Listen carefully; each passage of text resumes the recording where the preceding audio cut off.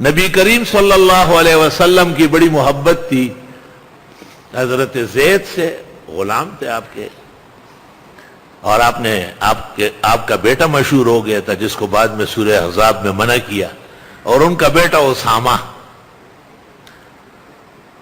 تو قدرتی طور پر زید کی صلاحیتیں بھی دنیا سے زیادہ تھی اور ان کے بیٹے اسامہ کی بھی زیادہ تھی. تو ایک لشکر کا سردار آپ نے اسامہ کو بنایا.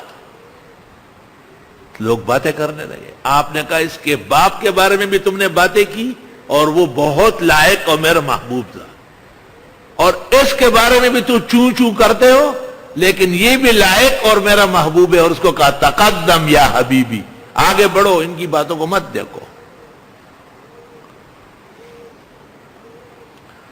تو دستور یہ ہے کہ ایک حلقے احباب میں، ایک جماعت متعلمین میں، ایک گروہ مسترشدین میں حلیم کریم رحیم لائق طبیعتیں وہ شیخ کے اشاروں کو اپنے لیے آئین و قانون سمجھتے ہیں کہ ہماری اس میں خیر ہے.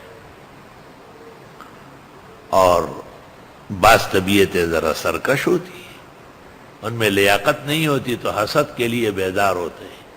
یہ بات یاد رکھو کہ لائق فائق قطعاً حسد نہیں کرے گا. اس کا سینہ لیاقت سے بھرا ہوا ہے، اس میں حسد کی گنجائش نہیں ہے. حسد اور کینہ وہی شخص کرے گا جس کا سینہ قابلیت سے خالی ہو اور شیطانی خیالات سے بھرا ہوا ہو. اس لیے پیغمبر کہتے ہیں ان الحسد یاکل الحسنات کما تاکل النار الحطب. حسد نیکیوں کو ایسا کھا جائے گا جیسے آگ خشک لکڑی کو کھا جاتی ہے. اور کل ذی نعمت محسود ہو،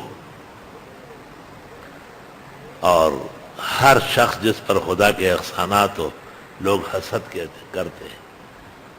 بڑے علماء کو لکھتے ہیں نا محسود الزمان، کہ زمانے کے لوگ اس سے حسد کرتے ہیں.